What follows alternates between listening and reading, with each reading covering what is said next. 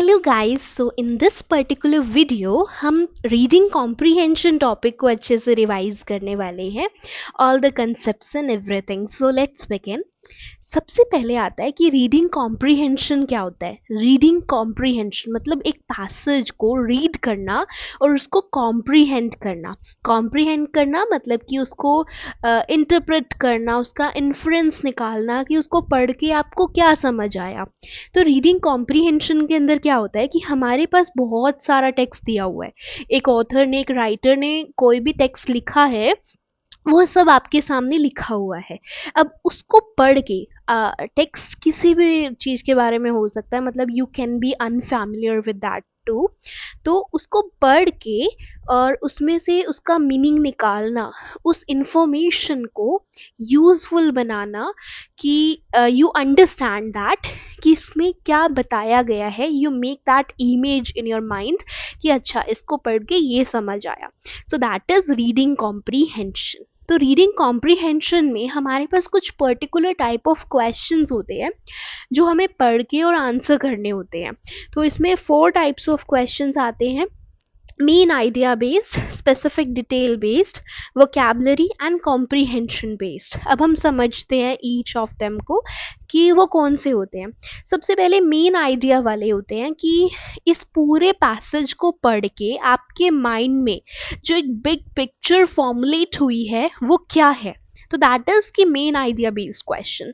इसके लिए अगर आपको एक पैसेज का मेन आइडिया समझना है, you can read the first and the last paragraph of it. Second thing you can do कि आप keywords ढूंढ सकते हो पैसेज में, like therefore, thus, so, hence, because ये keywords जहाँ पे आते हैं उसके बाद हम पैसेज को conclude करते हैं और कंक्लूजन में पूरा मेन आइडिया होता है। तो उससे पता चलेगा, या फिर जो रेपिटेटिव वर्ड्स एक पैसेज में यूज़ हुए हैं उससे हमें पता चलता है कि इस पर्टिकुलर पैसेज का मेन आइडिया क्या है।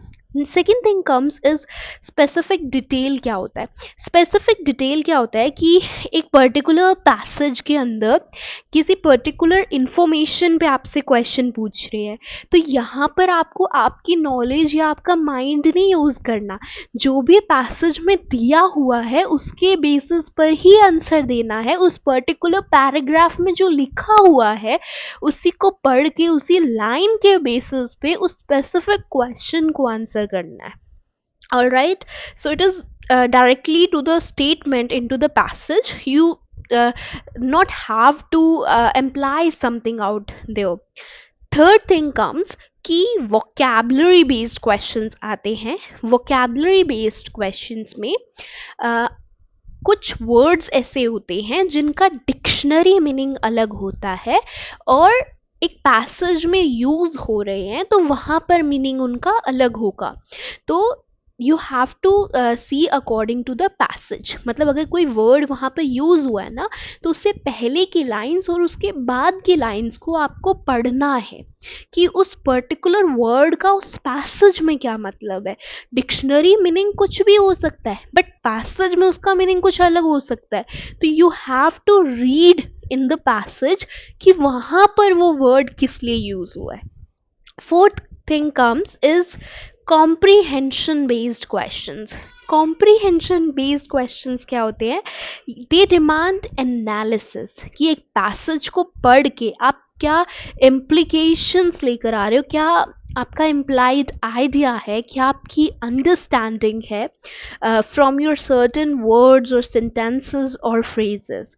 तो उसे हम बोलते हैं कॉम्प्रीहेंशन और inference in the passage. All right, let's take an example.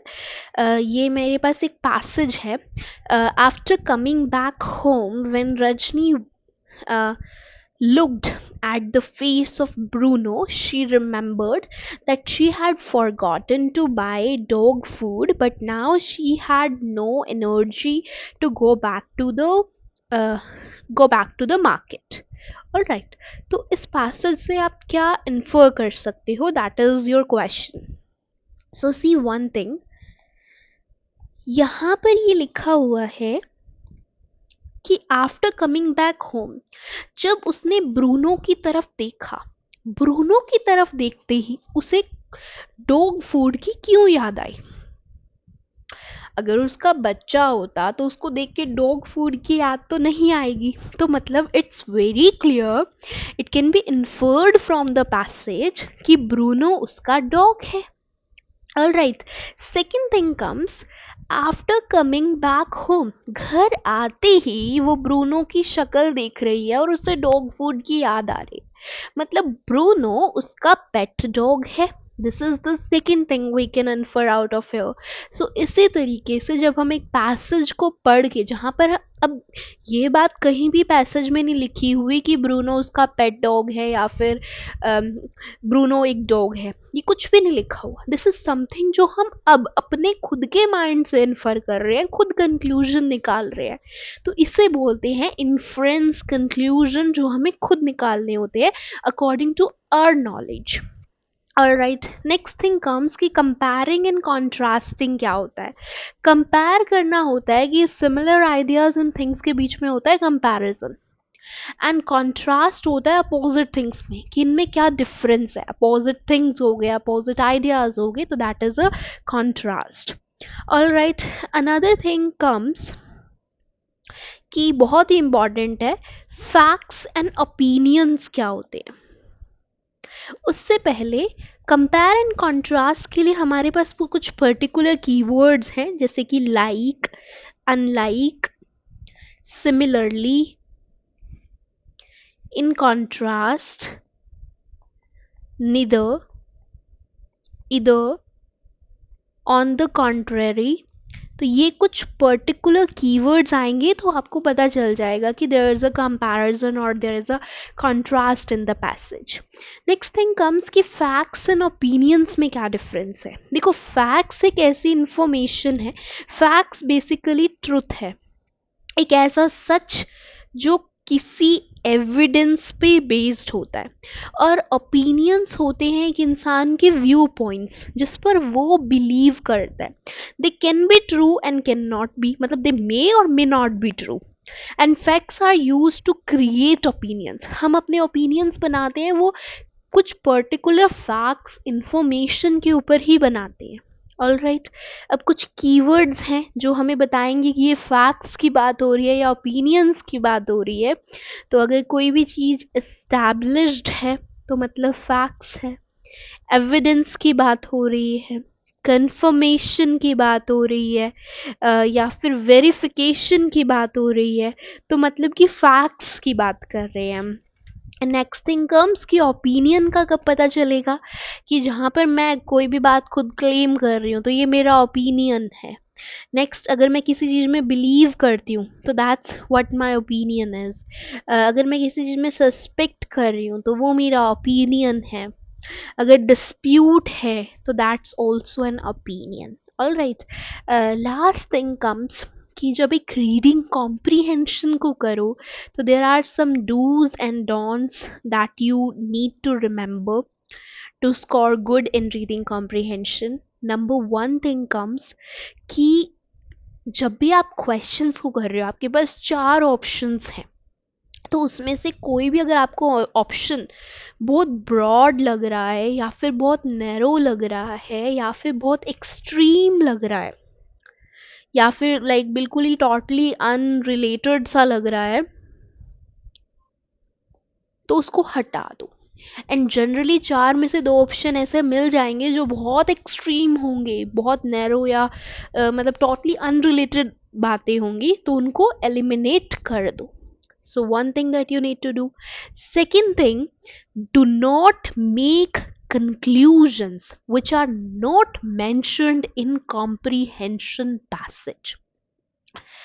अगर कोई भी चीज़, कोई भी कंक्लूजन्स नहीं बनाने अगर ऐसी कोई बात पैसेज में नहीं लिखी हुई है, तो हम क्या करते हैं, हमें अगर थोड़ा टॉपिक, अगर topic out of our interest आ जाए तो ठीक है, लेकिन अगर हमारी ही फील्ड का टॉपिक हो तो हम अपने खुद के ओपिनियंस उसके ऊपर बनाने लग जाते हैं एंड वहाँ पर मार्क्स डिडक्ट होते हैं। तो खुद के ओपिनियंस नहीं बनाने, अपनी नॉलेज यूज नहीं करनी, जो पैसेज में दिया है उसको पढ़ना है और उसी से कॉम्प्रीहेंड करना है पर्टिकुलर इंफॉर्मेशन को। Just stick to the information which is given to you in the comprehension. Third thing is that for answering the vocabulary based questions,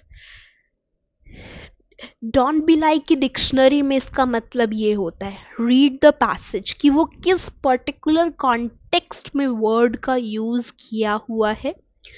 and just do it like this. Check the options. जो nearest assumption आपको सही लगे उसको करना है. Dictionary meaning पे based नहीं जाना. उस पर्टिकुलर पैसेज में, उस कॉन्टेक्स्ट में उसका मतलब क्या है, उसके अकॉर्डिंग वोकैबुलरी क्वेश्चंस को करना है. So this is all about a topic for reading comprehension. I hope you got this. Thank you.